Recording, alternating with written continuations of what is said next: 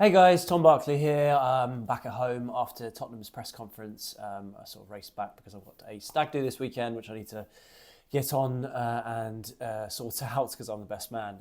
Hence why I won't be coming to Man United, so there won't be a video after that. But I thought I'd do a quick video off the back of Ange Postecoglou's press conference, previewing the Man United game and the sort of key lines from it. First of all, Sonny was the main talking point, I would say. His fitness, in particular, we saw him come off towards the end of the Karabag game. He was down for a while after having that shot, which led to Solanke's goal, making it 3-0. Having some treatment, he came off. And after the game, Ange Postecoglou said he hadn't really spoken to him, but he'd heard that Sonny was complaining of tiredness, which I guess is a bit concerning given he's a bit of an ever-present. Maybe speaks to what Sonny was talking about on Wednesday ahead of the game in terms of the amount of fixtures, and it concerns for players generally when it comes to injuries. But when he was asked about his team use ahead of this Man United game, he said everyone was fine except for Sonny in terms of the anyone who played in the game on Thursday. He said that he doesn't think it was too bad, and Son is hoping to train on Saturday. They'll see how he gets on and then make a decision from there, really. So it remains to be seen if he'll be fit or not for the game. Obviously, if he was out, that'd be a huge blow. He's such a key player, the captain, has done well in years gone by at Old Trafford. That 6-1, how many years ago, really sticks out where he scored a couple of goals. So, yeah, there'll be a decision to be made if he can't make it on who comes in. I'll come on to that in a little bit later. Just on Son, he was also asked, following up from actually my question to Son on Wednesday about his contract. And as we know, the news has emerged that Tottenham will trigger his 1-year option on his contract. It's interesting seeing some of the comments regarding that. I just wanted to clarify something on that particular subject, because there have been a few suggestions that, this suggestion that this is in Tottenham's favour to be able to trigger it, whether they want to or not, whether Sonny would want to or not. And the suggestion had been that, the club can't do anything the player wouldn't sort of consent to. Now, that isn't actually the case. I guess that would have come into when he did his contract negotiation originally, and that's when I suppose his consent would have come into. So theoretically and technically, if Tottenham were today wanting to activate that 1-year option, even if Son didn't want to, they could, within their power. Now, it's very unlikely that if for some reason Son didn't want to have that year extended, given the service he's given to the club, that they would go against his wishes. But I think what's most likely to happen is that he will probably have that year extended. Why hasn't it happened yet? Well, I suppose they've got as long as they really want to do it.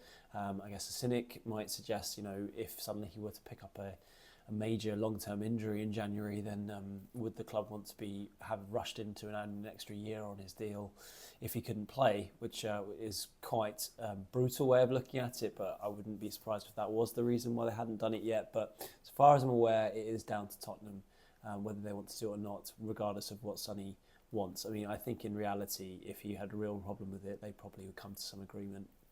But yeah, that's my understanding of it. And he was asked, Ange, about Son and this year option, and his answer was, he said, first of all, he said not everything was completely down to him, which is quite interesting. I mean, sometimes it sounds like the club can make a decision on certain players without him having the final say.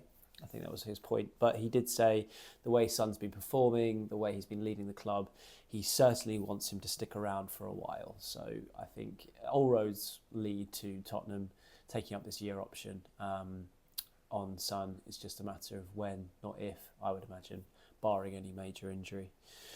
Other subjects that came up, Vicario's performance against Karabag was also put to Ange. I mean, he was asked about him last night. I feel like days are sort of merging into one, given the sort of quick turnaround between the Karabag game and the press conference ahead of Man United. But he was asked about him then, but he was asked about him again.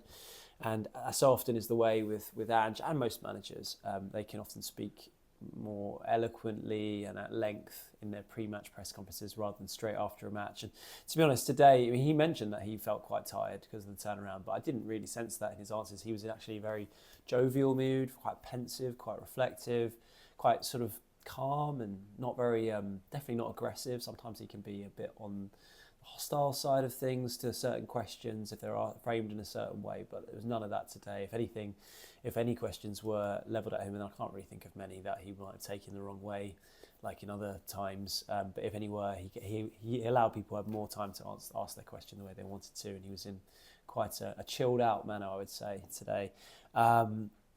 But he was asked about Vicario, and he said, he thinks he's been great from day one. He felt specifically about the fact that Vicario got the armband, I guess, after Son went off, was quite a significant moment. He's part of this leadership group now, and he really feels like Vicario is bringing something to that party. And the fact that I'd slightly overlooked that that had happened, and I suppose it sort of just shows you how much player turnaround they've had. That Vicario now is sort of in line to the armband if Son, Maddison, and Romero aren't playing, as was the case once Son had gone off yesterday. But he is an influential figure. You can hear him even in a loud stadium. You can hear him shouting like a lot of goalkeepers do, marshalling his defence. And as I said in the reaction to that particular game, I thought he was excellent, and hopefully something for him to build on. One player that it didn't go so well for that night was Lucas Bergvall. Not by any of his own fault, unfortunately. He was the fall guy when Radu Dragusin got sent off after 7 minutes for sort of unnecessary, in my opinion, red card. And obviously Tottenham had to make a change to match things up and make themselves more solid at the back. And unfortunately, Bergvall was the one to come off for Udogie. I didn't really see it at the time, but looking now, it looks like he was very upset. Image of him sort of being in tears, it looked like, as he was sitting on the bench.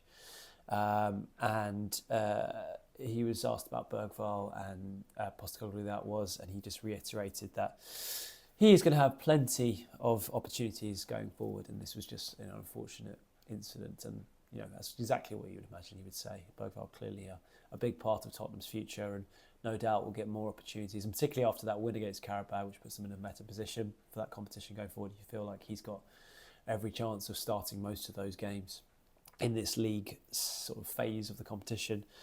Obviously, it's Man United on Sunday, which comes to Erik ten Hag, who seems to perennially be under the cosh, no matter what he sort of does.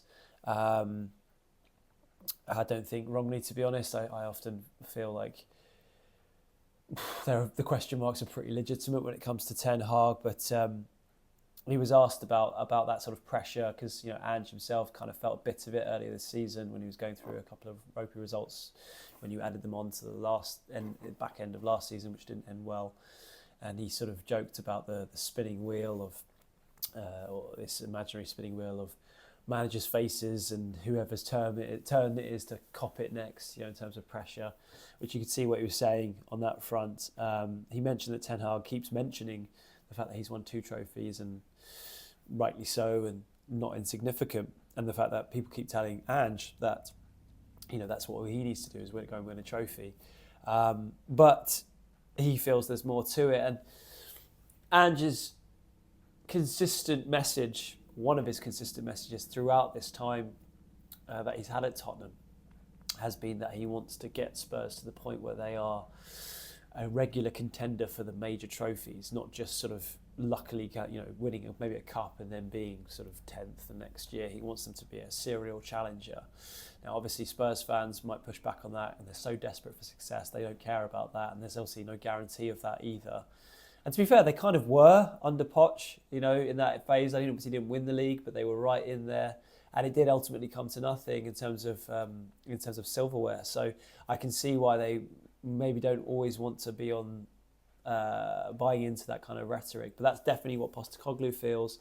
And personally, when you look at Man United, I think that only backs up his claim, because Ten Hag is someone who has delivered a trophy in both of his seasons. He won the League Cup in his first season, obviously won the FA Cup, brilliantly, beating Manchester City last year, and yet they seem as far away as they ever have done since Fergie left. to being back to where they were. He's, perennially under pressure, as I said. The team often feel like they don't have a lot of identity to them. Quite what they're doing, and if that, I think, only sort of adds further weight to Postecoglou's argument. It doesn't mean you have to completely agree with him on that, but I can see why, when he sees Ten Hag's situation, he would only be more forthright in his opinion on how he feels about what he wants to deliver at Tottenham. And then just finally, obviously, if Sonny is out, what's he going to do, formation-wise? And we can talk about the team in a second, but specifically, obviously, with Wilson Odobert injured, Richarlison's still injured, he's got a bit of a dilemma, I guess, out wide with what he chooses to do. If Son is out, Timo Werner obviously comes into the picture. He's a player that made his debut at Old Trafford last season after signing on loan. He's someone who's coming for a lot of stick. Tottenham fans don't seem particularly happy with his re-signing on loan. But Postecoglou is backing him still, as you'd expect him to. He still thinks he's got a great chance of making a big impact at Spurs this season. I think Spurs are going to need him with the way it's going in terms of the managing of the minutes. But he also didn't rule out the idea that Mikey Moore. It was put to him: is it fair to assume that Mikey Moore's not ready to start a Premier League game? And he said, no, I don't think that is fair. And he basically hinted that he is in the reckoning to start if Sonny doesn't. Still would be surprised personally if he was thrown in at a game of this magnitude from the off. But that's exciting that he's been talked about in that way. And when you consider how young football is becoming, none more so than Lamine Yamal in the summer, and the fact that Ange is always willing to give young players a chance, it does really feel like there's a big opportunity there for Mikey Moore, particularly if there are some injuries in his position to make an impact. So we'll see. I mean, obviously Kulusevski comes into it. So just finally looking at the team, Vicario, back four picks itself. Vicario, Porro, imagine, comes back in, although I thought Archie Gray was very good the other day, but presumably Porro comes back in. Romero comes back, Van der Ven, Udogie. Got a bit of a dilemma, I guess, because I thought Basuma was pretty good, to be honest, against Karabag, although Bentancur was very, very good against Brentford as well, so that's nice to have the competition there. That'll be a question mark what he does there. Obviously, Maddison has to start the way he played the other day. I'd stick probably with Kulusevski in the middle, but this whole Son situation may suggest that he could change it up. But personally, I would go with those two, although it is away from home. So let's think Solanke's going to play through the middle, obviously. Let's presume if Son is out, then Johnson starts on the right. And I think it'd be Werner comes in, Kulusevski stays in the middle, but we'll see. And yeah, this is just a final thoughts on this particular match. It's quite a key game, really. I mean, I keep saying that about Tottenham, but they've got themselves back on track. The sort of reinvigoration of the Postecoglou project, that phrase I've sort of said a few times after that Brentford game, seems to have come back with 3 straight wins in 3 separate competitions. But still, the doubters will be there when until he starts winning big games like this. And I think Tottenham have definitely got it in their locker to go and win well at Man United if things click for them. And the things that haven't really gone for them yet, I mean, there's some stats out there about how good they've been, not just from pressing, but from creating chances, touches in the opposing half, shots, all that kind of stuff this season, up there, if not the best in the league, then right at the top. And yet they obviously haven't quite got the results to match it. Man United are as flaky and as brittle as any of the top sides.